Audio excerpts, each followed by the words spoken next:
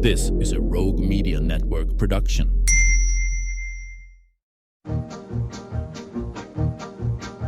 Stars at night are big and bright.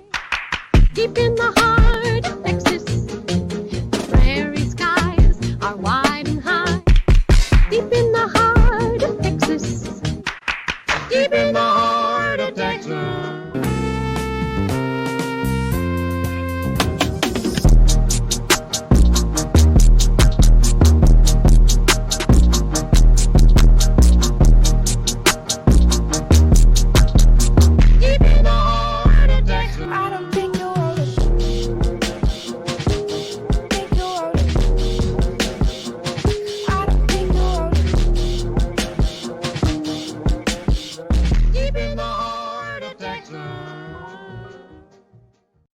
Well, looky here. Hello. Whoa, Welcome whoa. to King of the Hill podcast. I'm Mike. Wow.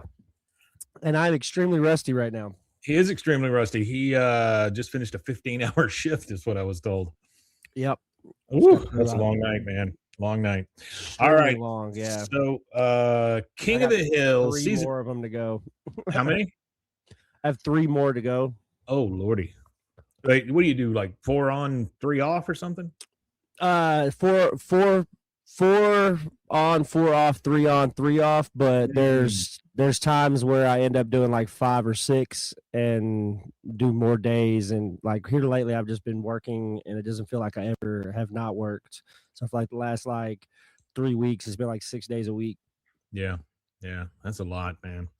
All right, so we're doing season 70 8 hours. Say what?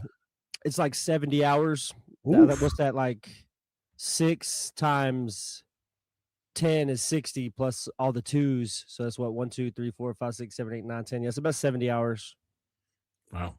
All right, season 8, episode 21, or in the year of our Lord, I believe it's 8 ABE 17. Yeah.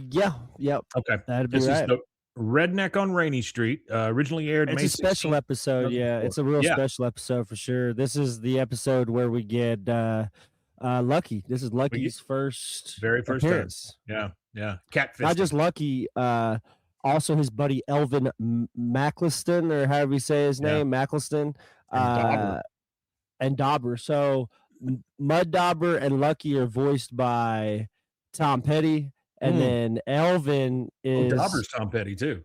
Yeah, Dauber's also Tom Petty. And Ruth Brown, who they mentioned, is Elizabeth Perkins. That's her name. I couldn't remember her name. Elizabeth Perkins. And Elizabeth Perkins, if you don't know, she was the one who she played in Big, I believe, and then she played in The Flintstones. She was Wilma in the Flintstone movie. Yeah, I knew the voice sounded familiar, but I didn't look up to see who it was. Yeah. We start, and I believe that's the realtor, right? Yeah, Ruth Brown should be the realtor, yeah. So we start in front of a for sale sign. She is there with her fancy car, and she's on the phone. And it's a sign in front of what the house that Luann was renting with all their friends and neighbors or whatever. By the way, the synopsis of this one is: after Connie becomes a victim of reverse discrimination, Kahn gives up his hopes and dreams and embraces the life of a hillbilly. I do enjoy the plot here. I like this one. This is a good episode. I don't know if it's executed real crazily good at the end, because it just seems like, oh wait, we screwed up, let's fix it. And so it's almost like they ran out of time or something. Yeah, I think that's what it is. Because it kind of like abruptly ends. But I think that this is my favorite episode with Lucky in it. And it's the last episode that I enjoy with Lucky in it. Lucky is one of my least favorite characters of King of the Hill. I don't mind Lucky at all. And I think it's partially because of Tom Petty.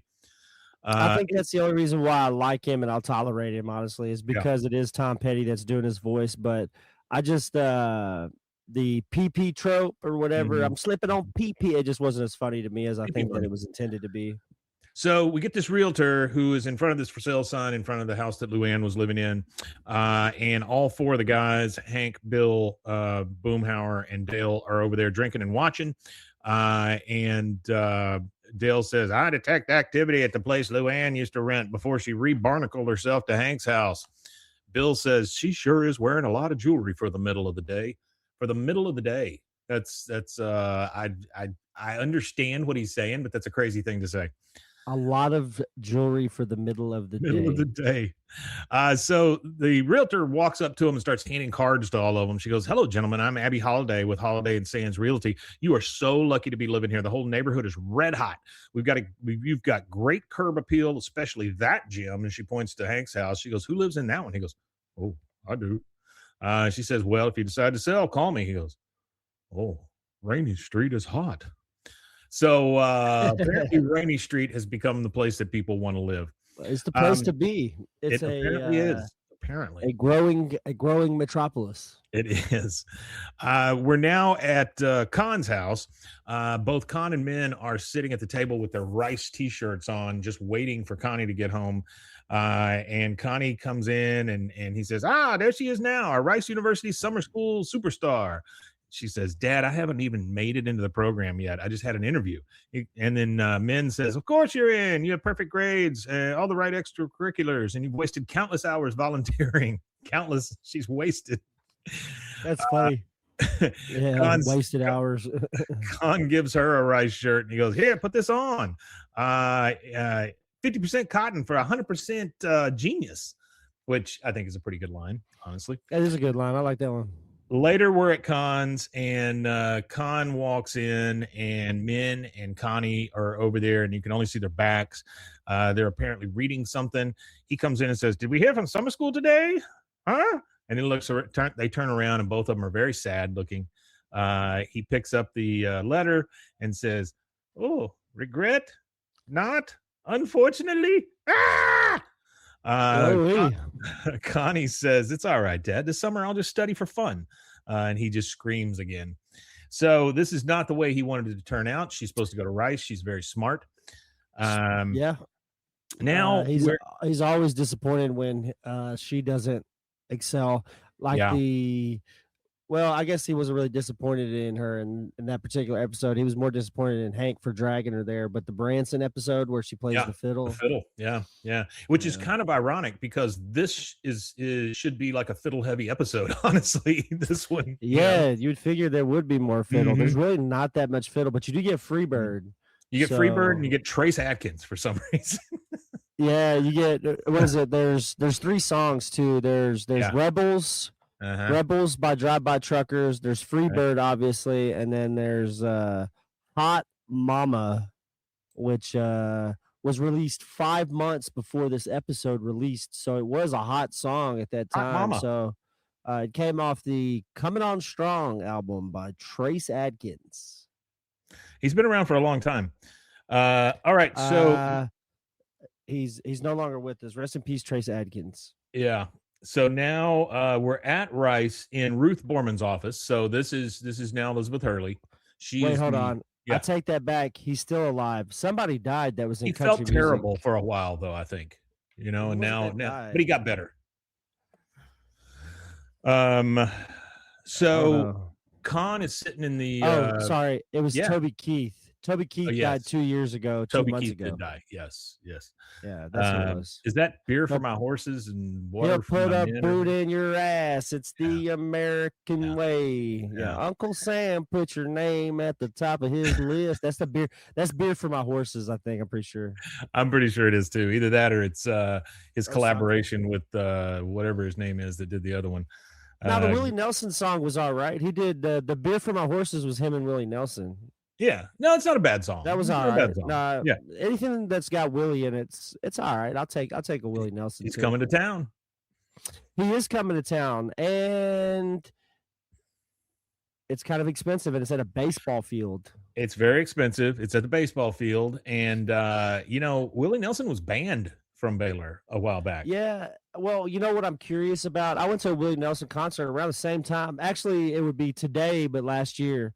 On the 19th of last year, we went to a Willie concert, and they were selling weed at a Willie concert. Like really?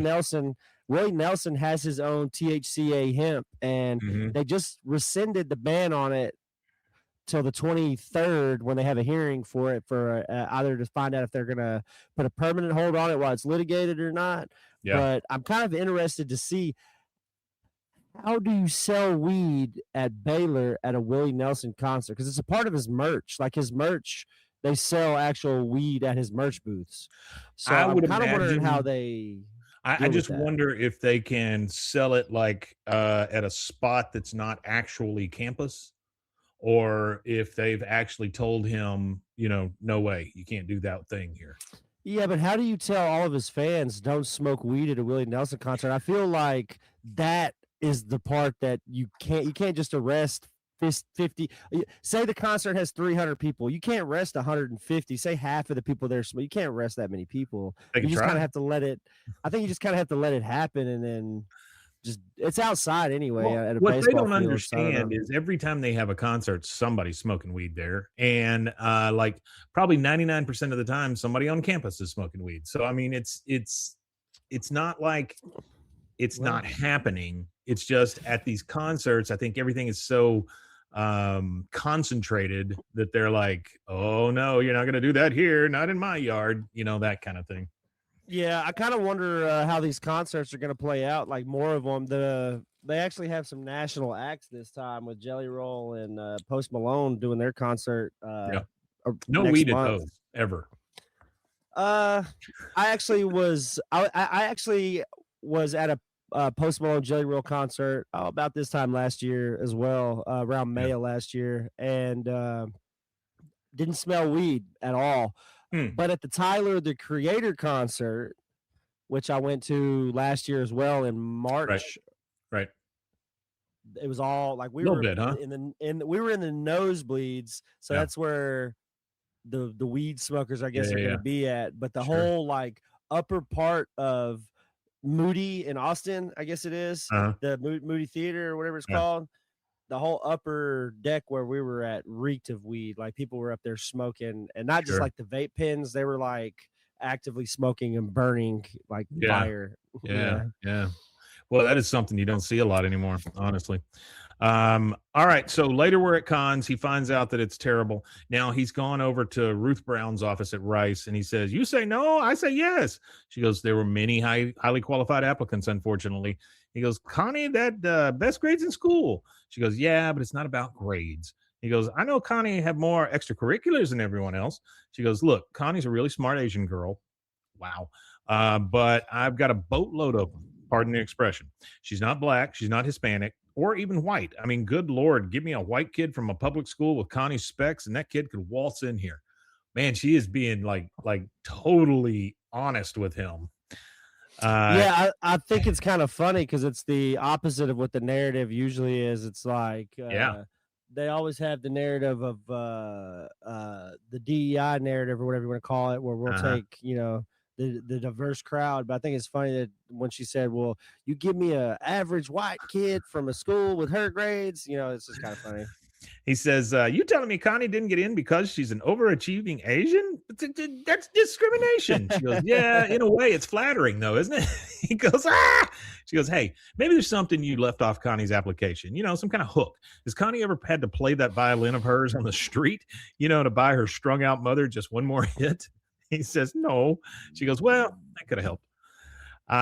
Now they are coming out of the Episcopal Church. Hank and them are Episcopals, right? Aren't they Episcopals or are they Presbyterian? One or the other. Presbyterian, I thought. Yeah, it's one or the other.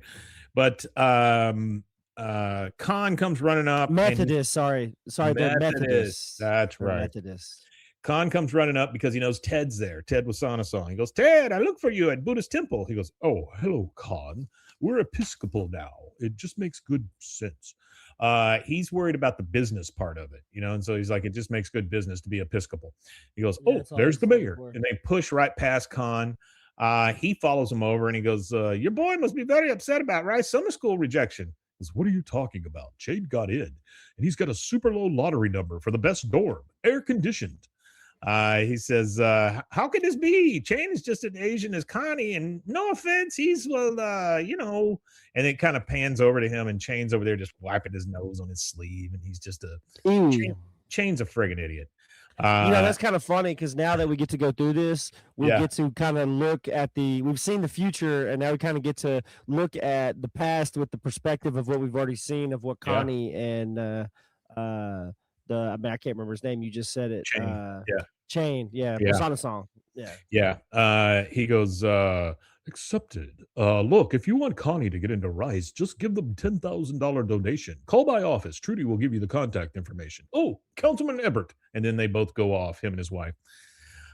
Later at Kahn's, they've got all the bills out on the table. They've got calculator, a little adding machine, and they're trying to figure out how they can get 10 grand together to buy Connie's way in, which it's crazy to me that that's the first thing. Let's just buy our daughter's way in.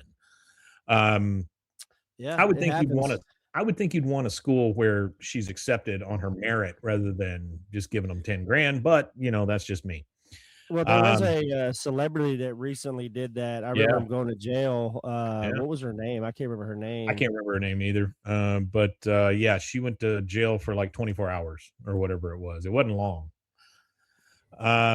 Felicity Huffman, believe it or not. It was Felicity Huffman and Lori Loughlin is her name. Oh, yeah, the Lori one from the Full House, right? Yeah, the Full House. So apparently Felicity Huffman paid $15,000 to have her daughter's SAT scores falsified, and they both actually served time in prison for it. It was called Operation Varsity Blues is what it was called. So there was actually 32 parents who were named in it. It was just that two of the parents just happened to be famous, but there was a lot of like rich people, not just famous people. So somebody who used to be the CEO of like MGM Resorts was tied up in it. You had Todd Blake, who was like an entrepreneur and investor. Him and his wife got in trouble. Of course, Lori Loughlin, the former CEO of PIMCO, which is a big investment company. It's called Pacific Investment Management Company. A big vineyard owner. So it's not, it was kind of a few people, like big executives. It's funny to me. Money. It's funny to me executives, that kind of thing. It's funny to me that they paid about 15,000 because honestly, this 10 grand, that kind of checks out, with inflation and stuff, it probably would be closer to 15, 20,000 now.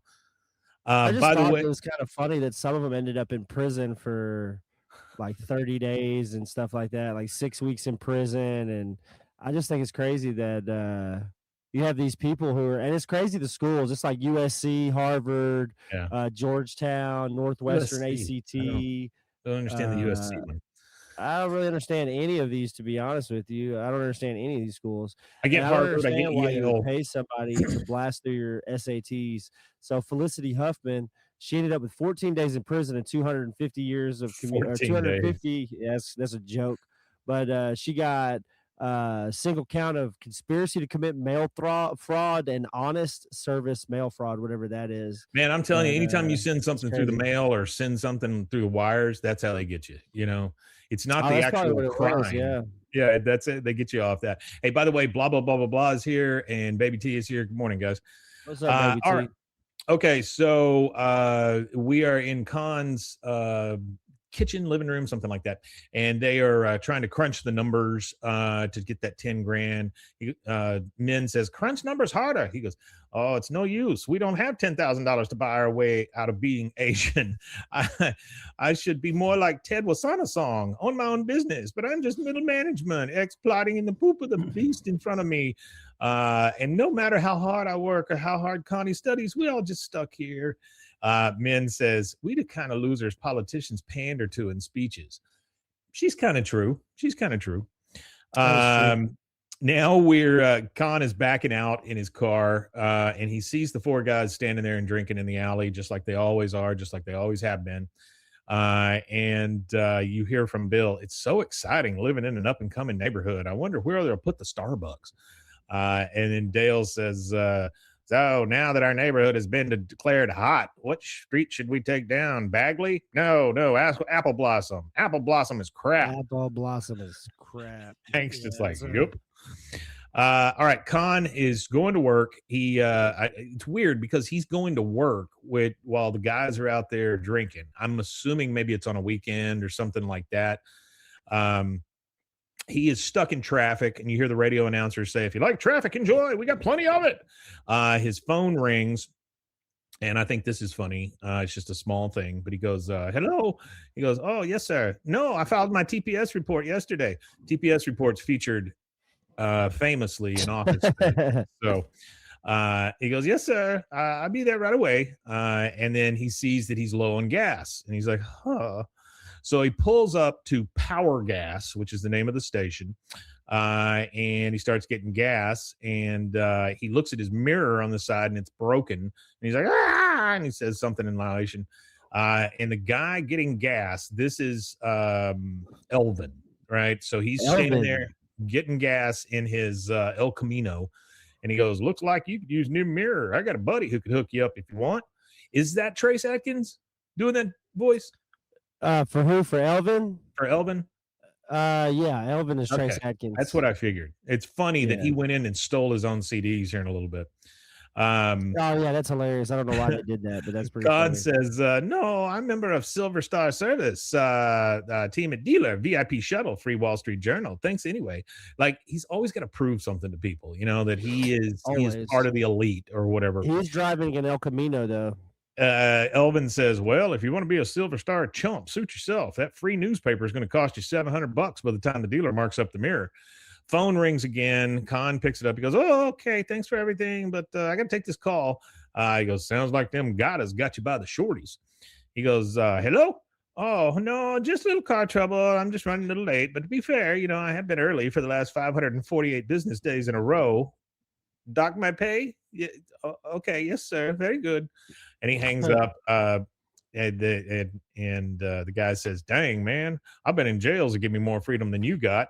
He goes, "Yeah, but what you gonna do?" He goes, "Whatever I damn want, whenever I damn want, with whoever I damn want." It's just the weirdest thing to say. He goes, "Boy, you say damn." He says, "Boy, you say damn a lot." He goes, "Hell yeah. Listen, friend, I used to be just like you. I was a monkey in the cage right there. Now I don't take no mess from nobody because I'm a man, my own man, Elvin Mackelson." Then the phone rings again. He looks at Kahn and he says, "Take a good look at yourself, friend. Are you rocking in the free world?" Which I think is funny because it's a Tom Petty reference. Yep, that is a Tom Petty reference. The phone rings again. He goes, "Are you?" Phone rings again. He goes, "Ah!" He goes, "Go to hell!" And throws the phone in the window cleaner thing. Say it again. That's Neil Young, not Tom Petty. Oh, that's right. Rocking You're in the right. free world. Yeah, that's You're right. My bad. He throws the phone in the window cleaner washing thing, and he goes, "Let's get you that new mirror." He goes, "Damn straight." And that will take us to our first commercial break, which seems like it came up really, really quick. But we'll take that, and we'll be in the back of an El Camino. We'll be right back. That's right.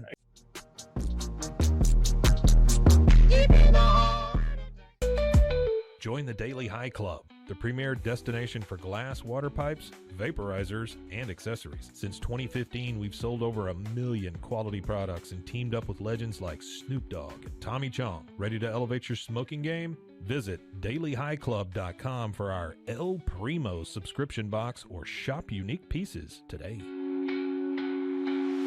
Discover the world of luxury sex toys at Luxury Toy X and indulge in the ultimate pleasure experience. For years, we have been dedicated to the belief that sexuality and wellness are essential components of a happy and healthy life. With over 70,000 satisfied customers, we take pride in our ability to provide products that enhance your sexual well-being. Join our community of satisfied customers and unlock a world of pleasure and self-discovery. Visit luxurytoyx.com today.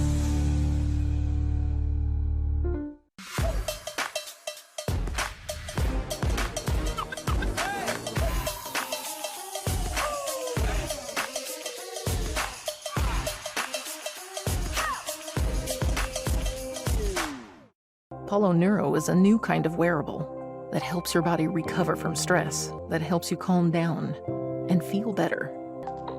You sleep better, and you can get back to being yourself. Learn more at apolloneuro.com. I'm Hunter, the founder of Hello Cake, and today we're digging into ED meds. The number one thing we hear is that guys are sick of waiting for ED meds to kick in. Traditional ED meds take about an hour to kick in as they have to go through your digestive system, where Hello Cake's ED medication dissolves under your tongue and works in about 15 minutes. That's about 3 times faster than traditional ED medication. Curious about ED meds? Go to hellocake.com. Relax with Hemp Delicious. Organically grown hemp, massively blended with delicious organic herbs, responsibly sourced for their holistic benefits. Each sip offers calming, antioxidant-rich wellness. Brewed just for you. Sip the calm with Hemp Delicious. Find your blend at hempdelicious.com. Baby girl, were you staring at me? You know that's not convincing, right? Try again. Well, you shouldn't just be staring then. You should taste. I miss your presence, your laughter.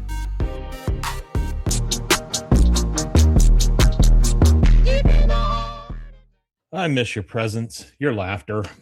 All right. So I do miss your presence. It's been months since we've actually seen each other, sat down and recorded. That's true. That's true. We're still having some construction done at the new studio. We'll get back there. All right. So they pull up in front of the 4 guys out in the the alleyway, and you hear playing Dixie. And Kahn is in the El Camino with naked lady mud flaps on it. He pulls up, and I got a quick tidbit on the El Camino really quickly. Yeah. So a few years before the El Camino was released, you had what they called the Ford Ranchero, which was an older style. So in the 30s, they actually came up with what they called a coupe utility vehicle, and it actually started in Australia. So Australia, they wanted to come up with what was it? It was a letter from a farmer's wife in Australia, and she said, I need a vehicle I can go to church in on Sunday, but I need to be able to carry the pigs to market on Monday. So there was a Ford designer at the time named not just a truck. But ute is what they would be called. So utility vehicle is what they would try to create, which would be called a ute. They're extremely popular in Australia, these types of vehicles. They still make them today, as we don't make anything like this anymore. I don't think on the market. I don't think there's anything on the market we make that is similar to these kind of vehicles anymore. Because the El Camino was like discontinued in like the 87 was the last generation. There was 5 generations, and that was the 5th generation. So this designer or whatever came up with a design that ended up being similar to what ended up becoming like the Ford Falcon in Australia, which is different from the Ford Falcon in America. It's completely a different car, but that's what it would end up becoming, is something like that. But to get to the Chevy part, so Chevy introduced a coupe utility similar to this, but they did it in the 30s, and it wasn't really that good. And it was produced by a subsidiary called Holden was the name of it. And they were producing this coupe in the 30s in Australia. And then Studebaker actually produced one called the Coupe Express from 37 to 39. And that's actually kind of a really nice looking one. It's like an old Studebaker car, and it's kind of long and slender, and then it's got the bed on the back. But those all led up until the American market. So the American market really didn't have too much of this stuff. Most of this stuff was targeted to Australia, except for the Studebaker one. The Studebaker one was the only, I guess, coupe like that was sold in the United States. But it led to the Ford Ranchero in 57. Well, after the Ford Ranchero was introduced, 2 years later, Chevy had worked out their own coupe utility, as they call it, with the El Camino, which was created to directly compete with Ranchero. So they became the only 2 on the market to compete with each other in 1959. The first generation of El Caminos is obviously the 59 and the 60, and the platform for the Ranchero actually came from what they called the 1959 Brookwood, Chevy Brookwood, and that was a big station wagon. And that's where the El Camino platform was platformed off of that. So they pretty much just chopped the whole back end off of the Brookwood and put a bed on it and called it uh, uh, El Camino. And they actually produced these El Caminos now from 59 to 60, and then there was like a 5-year gap in between the first and second gen. I'm not sure why there was a gap or anything. It might have had to do something with sales or something like that. But the 1961 came out, and it came out with a 6-cylinder, but you could give $107, and then you could get the V8 with the 2-barrel 283 carburetor on it, and it kind of similar to a Bel Air look on the 61. Those things could haul. They could definitely haul. Well, the 50s cars, the chassis that the 50s cars were made out of were way better than anything that we use nowadays. It's all American steel is what it is, you know? Yeah. So they skipped 5 years between 60 and 65 whenever they released the 64 model or whatever, and that was based off of actually the Chevelle.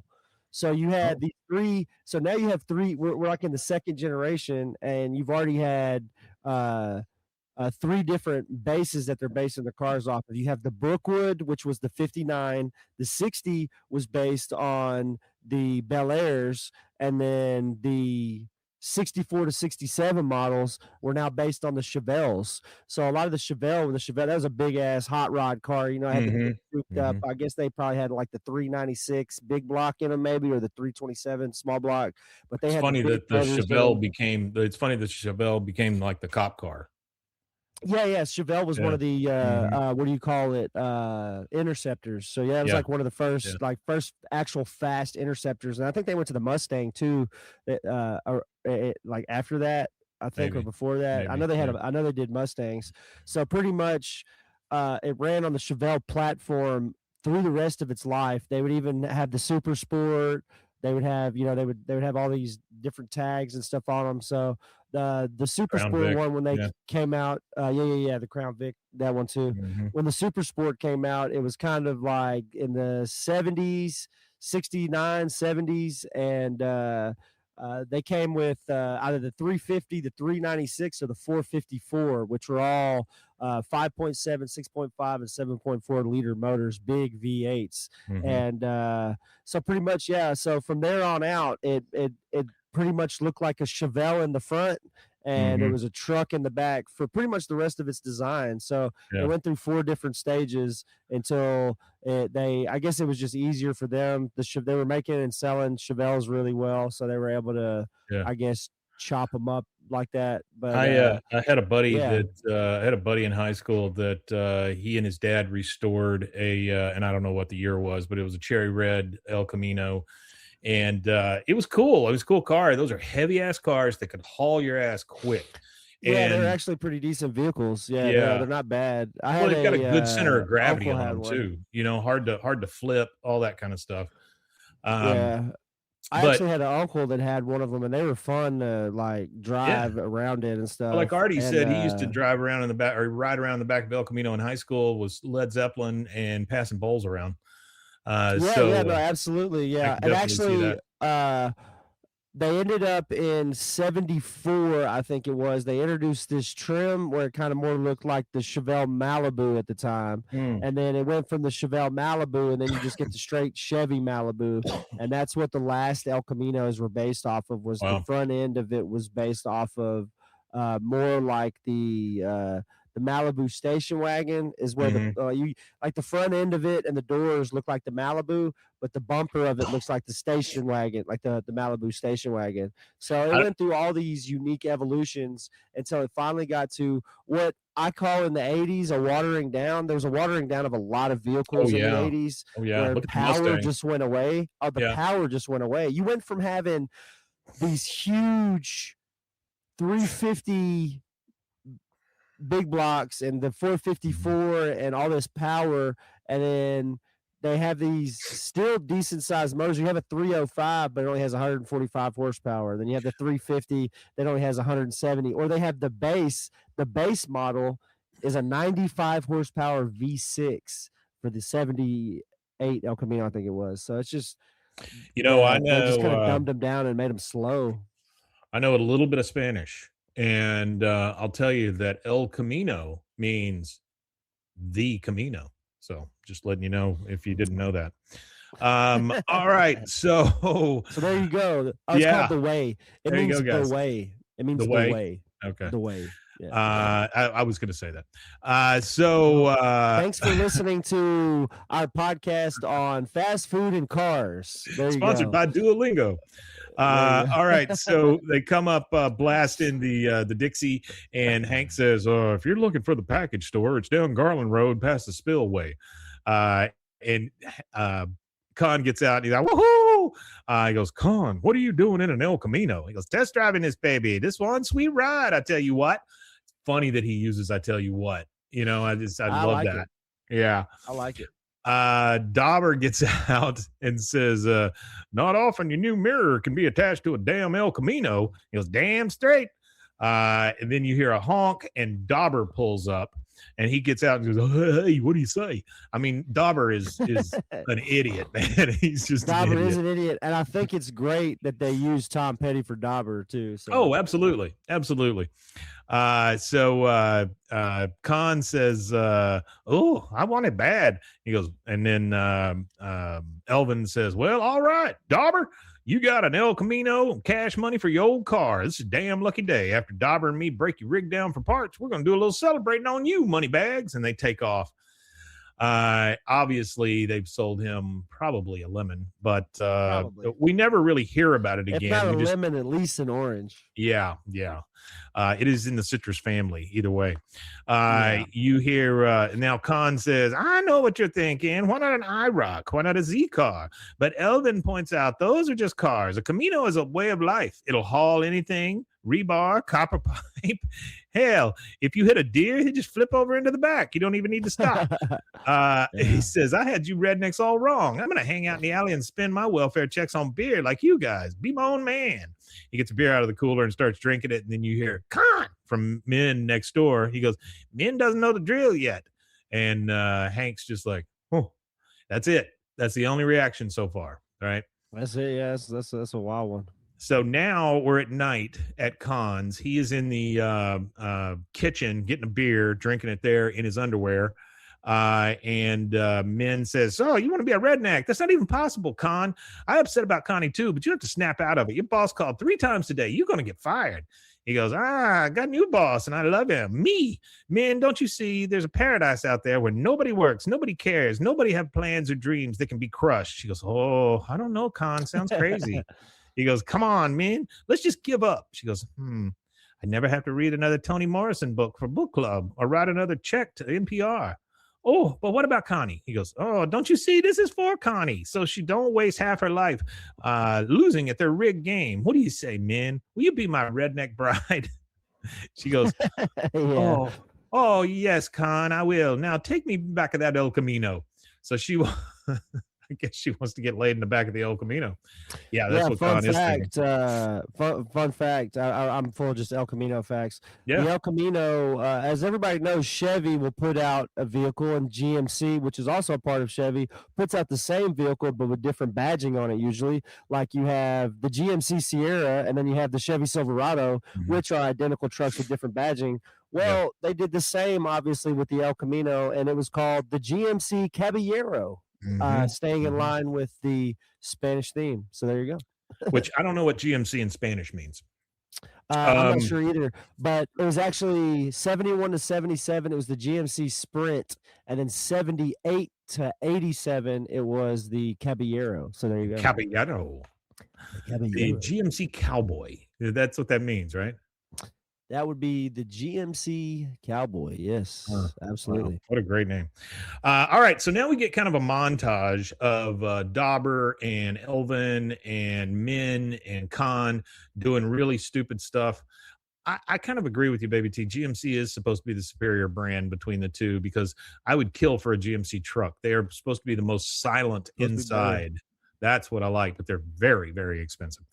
They're supposed to be better, yeah. That's why I stick with Toyota. I feel like Toyotas are really reliable. I don't think that American trucks are as reliable as some of them old school 80s Toyotas. I went out yesterday and took my wife to get something to eat and realized, hey, I got some wire hanging out of one of my tires. So I guess it's time to go get some new tires. So, Possibly.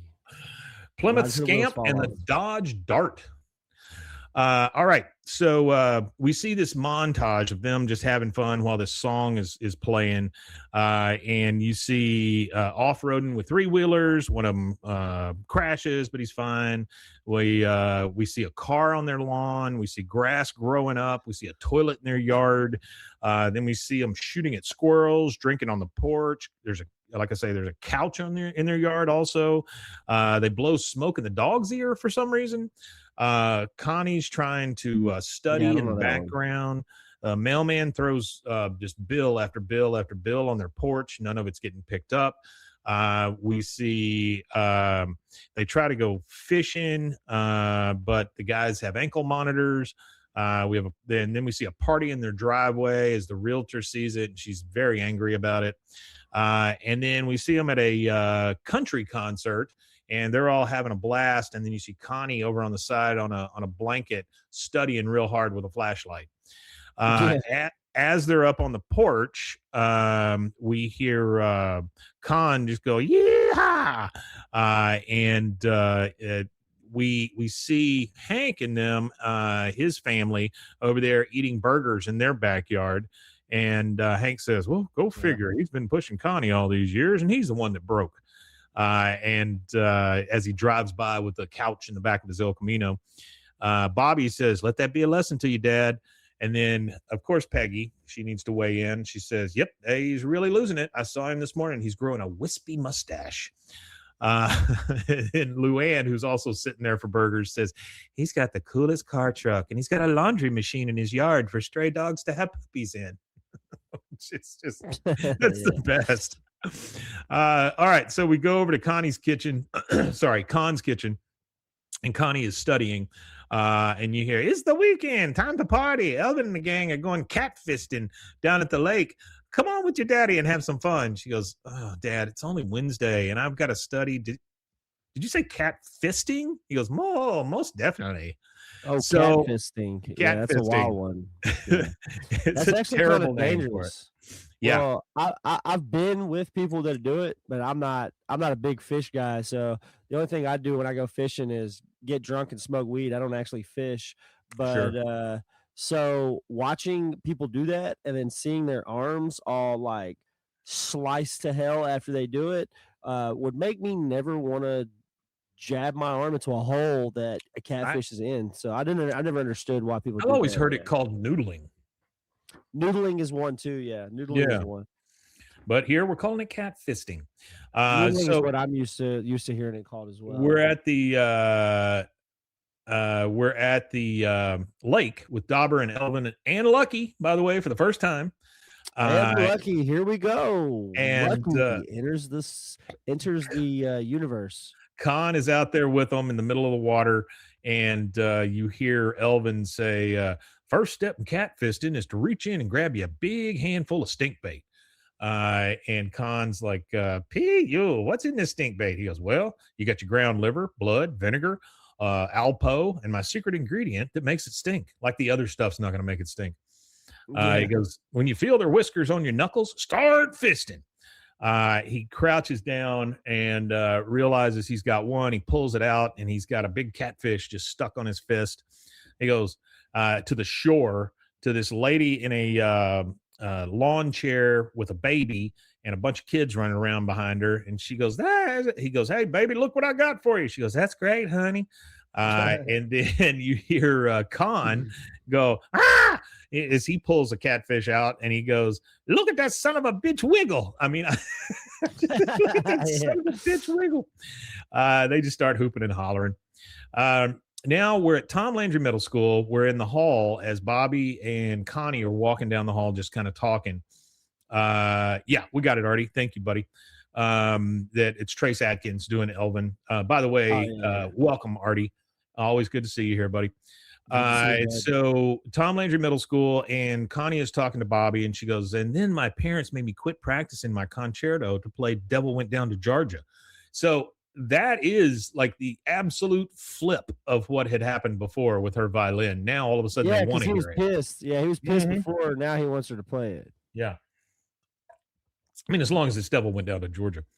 Um, so she goes, he made me do that. And he goes, Bobby says, sounds to me like you're living the life. Fried food, no studying, the TV's always on.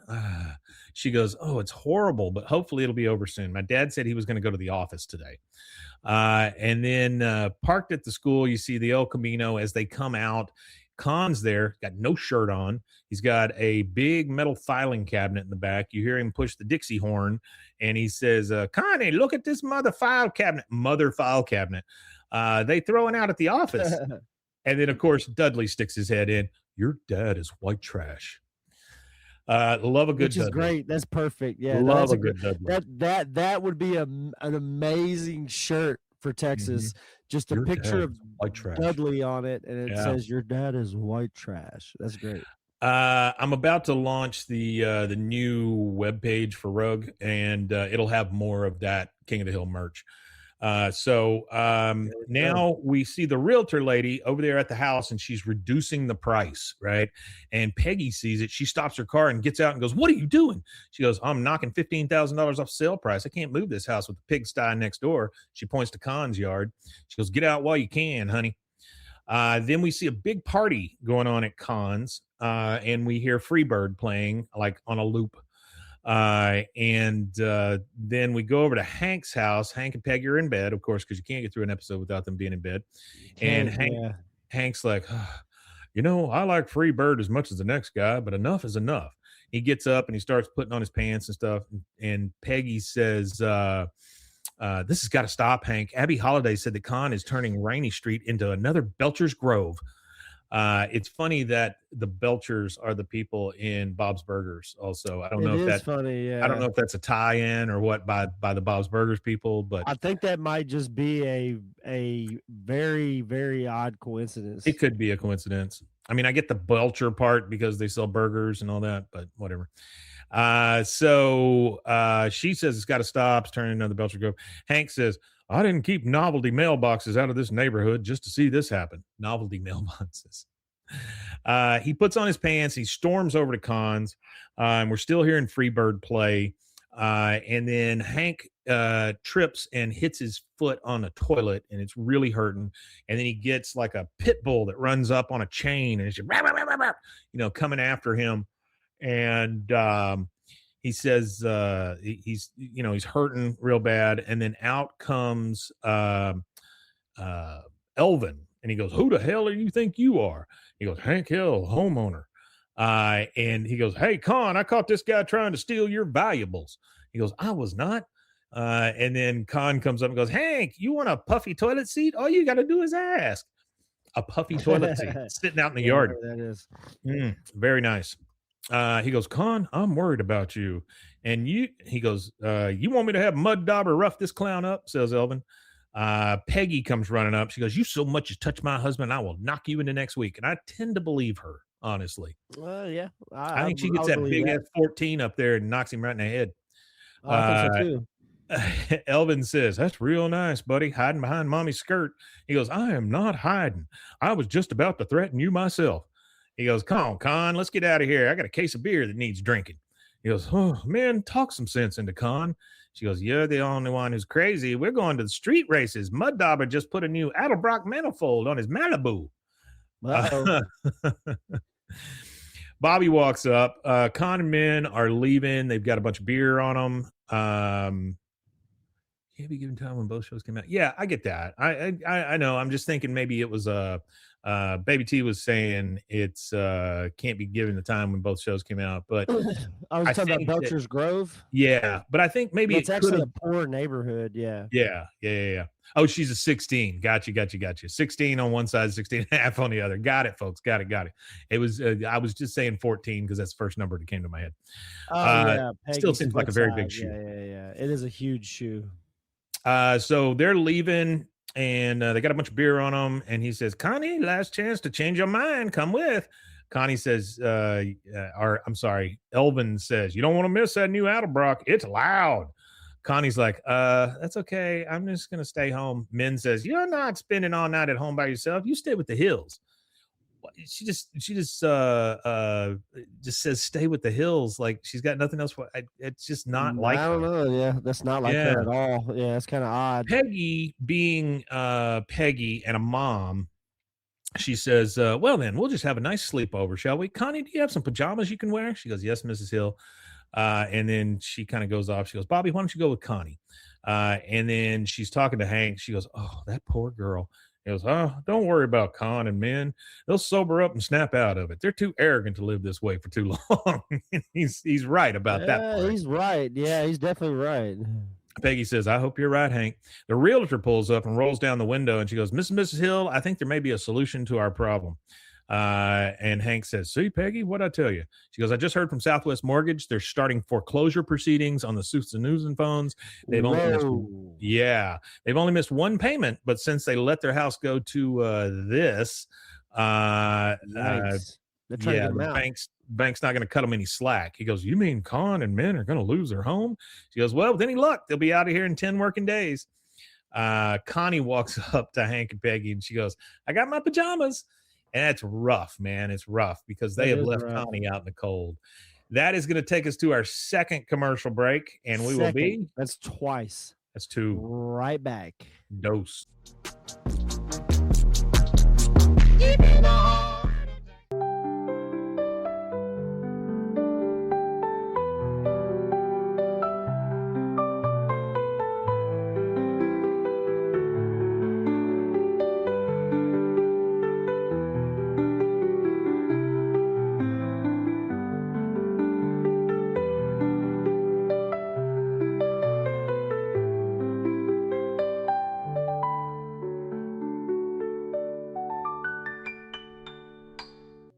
Farmhounds offers natural treats and chews made with quality products that support family farms, regenerative agriculture, and humane farming practices.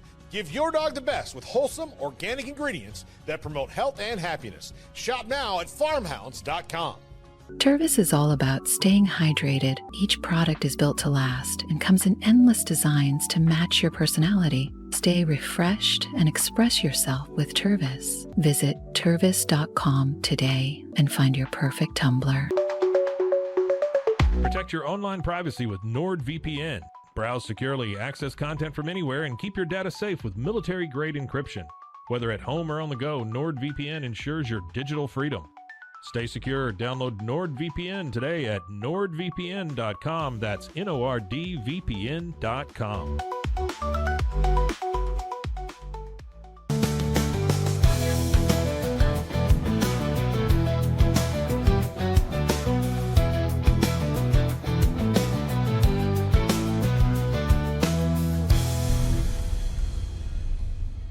Looking for tickets to the hottest shows, games, and events? Ticket Liquidator is your one-stop shop for great prices, no hassles, and guaranteed tickets. Since 2003, we've been connecting buyers and sellers, providing access to sold-out events at prices lower than most secondary market options. Whether it's sports, theater, or concerts, our massive nationwide network ensures you get the tickets you want, guaranteed. For the best seats at the biggest events, start with Ticket Liquidator today at ticketliquidator.com. That's TICKETLIQUIDATOR.com. Ticket Liquidator.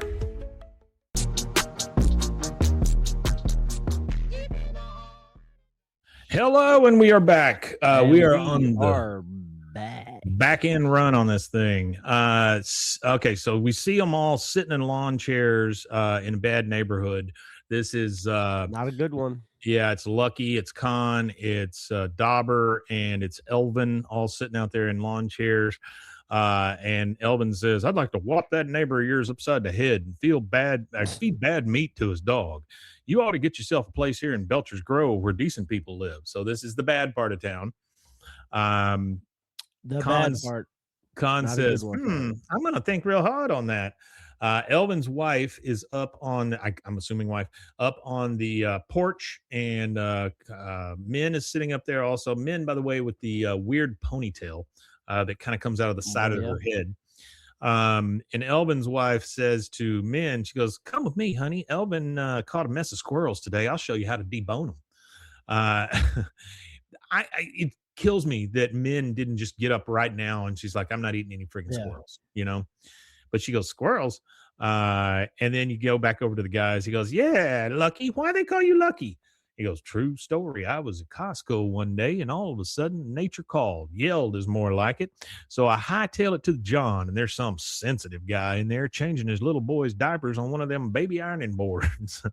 And don't you know, I slipped on pee-pee and broke 2 vertebrae, which had to be fused together. Uh-oh. I'm in The old constant slipping on the pee-pee. He said, I'm in constant pain, but by God, I got me a $53,000 settlement. And Elvin says, that son of a bitch is never going to have to work another day in his life. $53,000. $53,000. Never gonna have to work another day in his life. I had a roommate of mine. In what era is he living in? I had a roommate of mine that I told you this before. He's one that closed down Lions Pool because he hit his head on the bottom. And he got this weird thing where you got like $1,000 a month or whatever. And he thought, boy, that's all I'm ever going to need. And it did not play out that way. Does he still get $1,000 a month? No, I don't think so. I think it stopped a long time ago. Oh, it stopped. Oh no, I needed it perpetually. If it was perpetual, if he saved it from that era, like if he got it back then and he were to save like a lot of it, then it would probably be meaningful now. Maybe he did not. He did not save any of it. Didn't.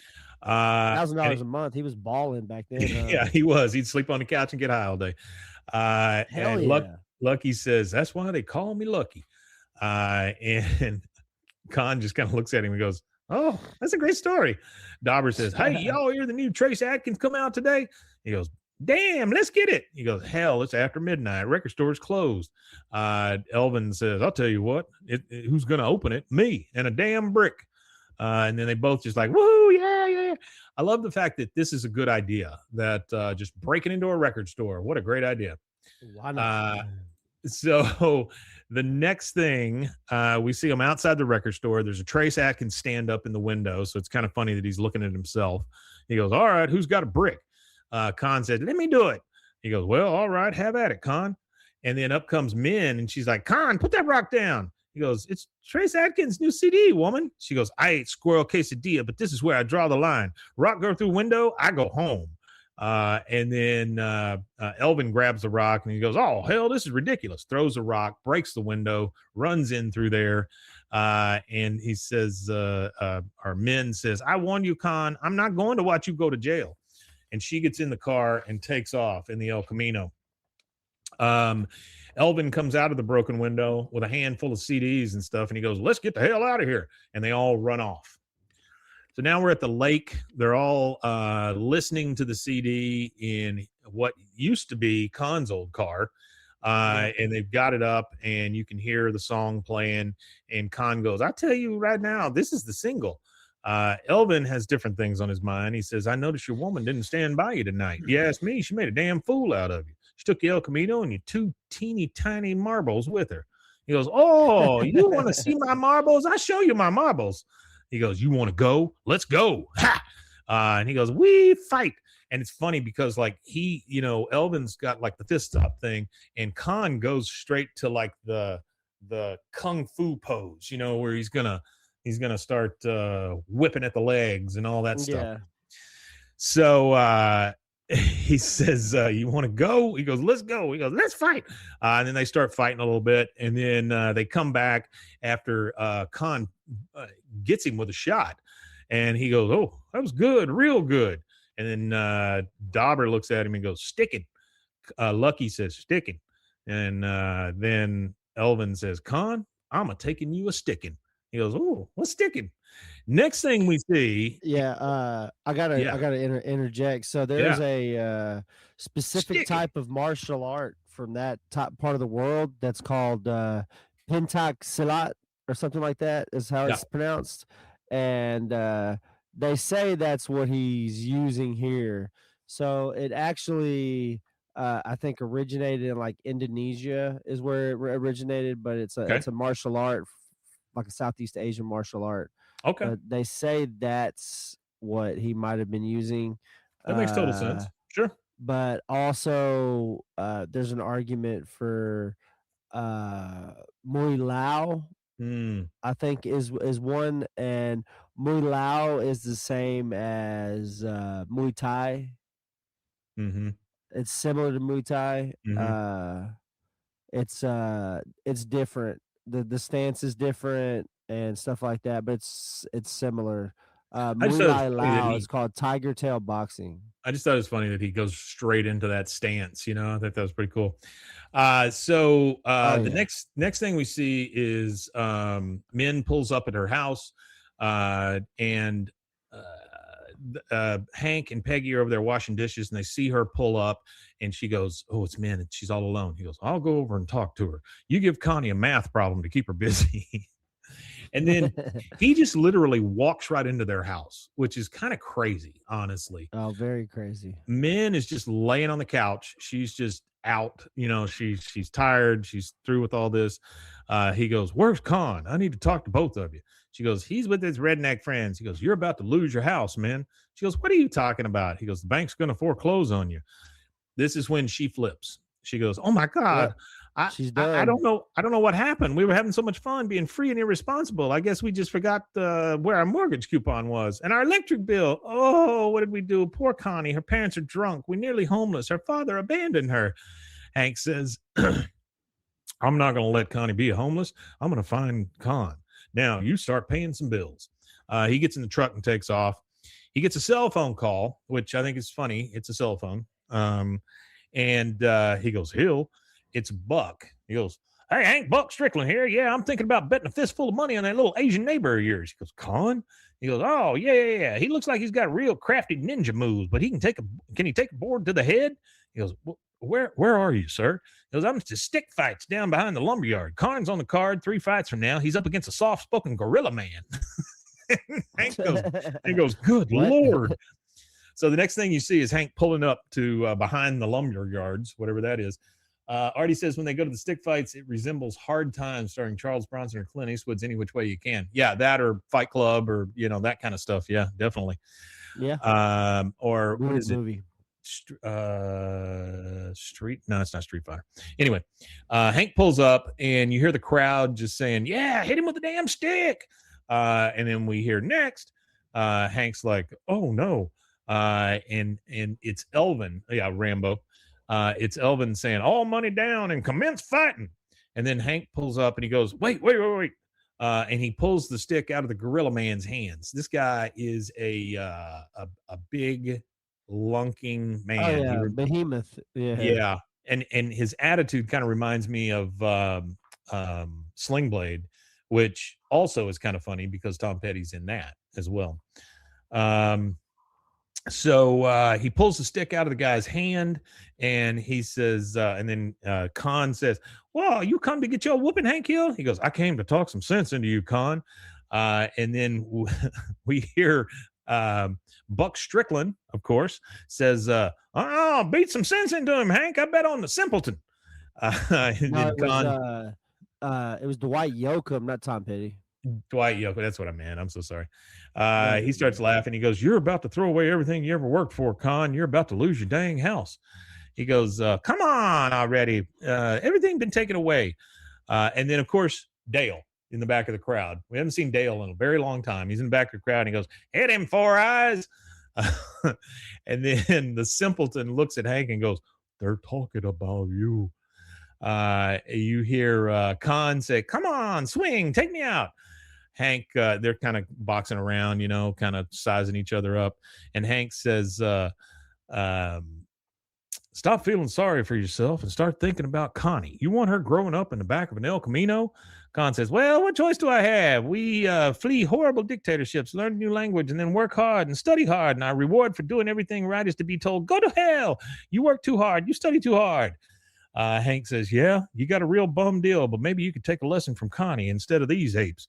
Even when you and Min went off the deep end, Connie never complained, and she never stopped trying. You couldn't drag that little girl down into the muck with you."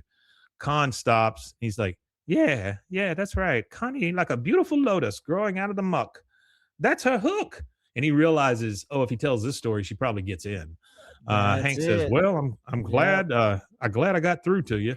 The crowd just starts booing and hissing and saying, "You wuss," and all that. So the two of them run off through the lumberyard, and they are the crowd chases them. They're finally able to get away by throwing some boards in front of them or whatever. And he goes, "Shut up and run, Hank! I got to get my daughter in the summer school." And then we hear Elvin, "I don't care who, somebody's getting hit with a stick." And they chase them out again, like I say, and they lose them. The next thing we see is we're at Montcroft Hall, which we come to find out that it's Stanford, which Stanford is in California, correct? Yes. Yeah. It's weird that they're there all the way in California. It is in Stanford, California. It's a private university. Especially for a summer thing. It just, I don't know, it's awfully weird to me. But she's in the admissions office. It was kind of weird. Isn't Rice is in Houston. Rice is near Houston. Yeah. Yeah, so why would they go from Rice to Stanford? I don't know, it's weird. That is a weird thing, but alumni from Stanford that are famous would be Ed McCaffrey, wide receiver. He's also Christian McCaffrey's dad, I believe. Jim Plunkett, first rounder for the New England Patriots. He went to school there. I'm trying to think of some other ones. James Lofton. Elway, John Elway. He was one too. I'm just wondering if maybe some of the writers or something were from Stanford, and that's why they used Stanford also, Possible. It's possible, yeah. Anyway, she's in the admissions office, and the guy says, "Young lady, you should know Stanford's summer school admissions deadline is passed." And here's where Connie gets to use what just happened to her. She goes, "I'm sorry, my application was tardy, but it's been a hectic time for me. My parents don't work. We nearly lost our house. My dad abandoned us for a while, and he was nearly killed with a 2x4. And she points out the window and goes, "That's him.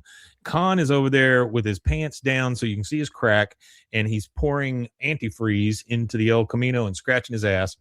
And the guy looked at it, and he goes, "You've overcome so much. Welcome aboard."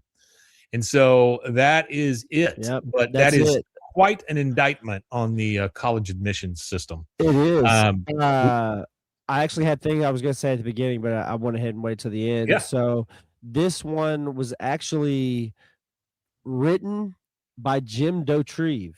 Oh, okay. Jim Dauterive is obviously the namesake for Bill Dauterive. That's all it took. Yeah. I actually have him as a friend on Facebook and have asked him to be on the show before, but he said he doesn't do podcasting. He said he's reserved. He shares a lot of cool stuff, like that one clip that we showed that one time of what was supposed to be the actual ending of King of the Hill. Yeah.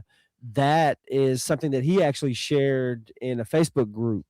Oh, wow. He's in the main King of the Hill Facebook group for that. Yeah. And this is also the last episode directed by Gary McCarver. Gary McCarver has directed some decent episodes. He's actually worked on quite a few things that we're all kind of familiar with. Most people who probably watch this show might be familiar with. He worked on the Simpsons movie, but the Simpsons movie, during that time, they also came out with a game. So he worked on both the Simpsons movie and the Simpsons game. He's worked on 26 episodes as an animation timer for Rocko's Modern Life. That was not a bad animation time. No, it's not a bad show at all. He was actually an animation timer and a character layout artist, and that was for The Simpsons. Did 2 episodes of the Rugrats as a sheet timer. Worked on The Princess and the Goblin, When the Wind Blows, The Telebugs, and River Journeys. But either way, he worked on some things that we do know, and that is actually, this will be his last episode of King of the Hill that he has anything to do with it. I believe. Yeah, the Redneck on Rain Street is his last one. So he worked on Square Peg, King of the Anthill in season 1. So he's pretty much done 2 episodes a season for 8 seasons. The last one that he did on this season was Après Hank Le Deluge. This season 8 is the last season that Gary Yap worked on it. And Gary Yap's the one that did our drawing and sent it to us. Gary Yap did. Shout out to Gary he did Yap. the first 8 seasons. After the credits, we hear Elvin say, "Are you rocking in the free world? Are you?"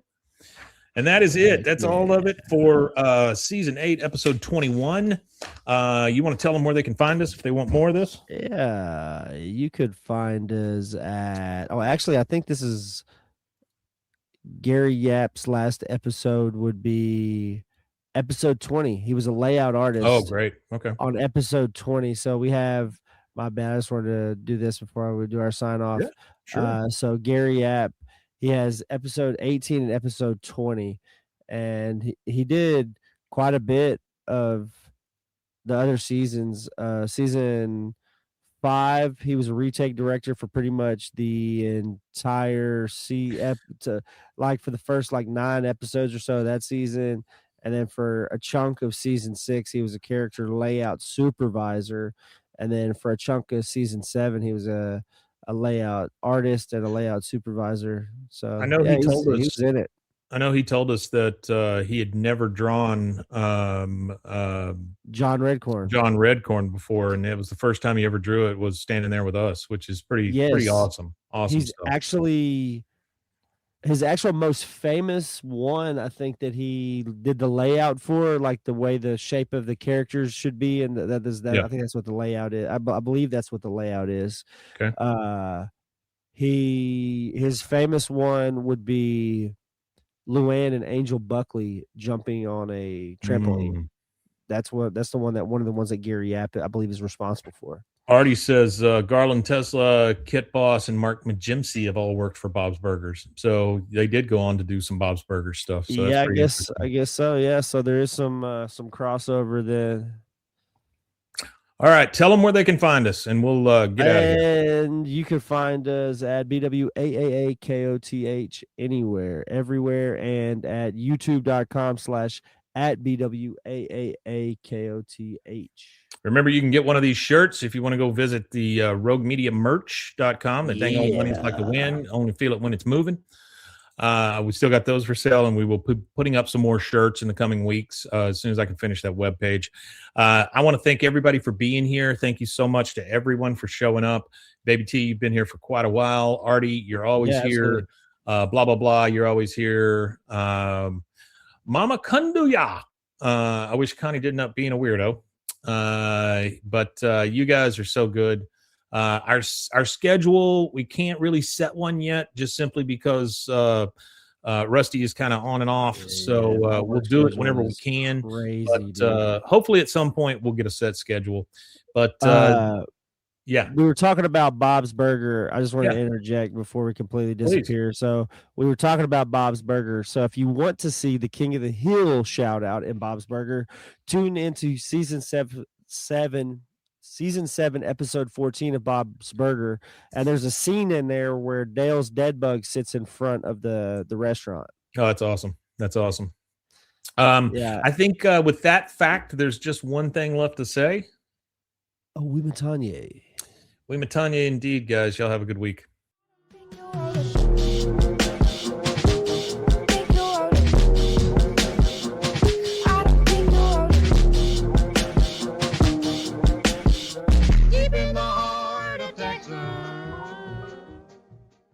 This has been a Rogue Media Network production.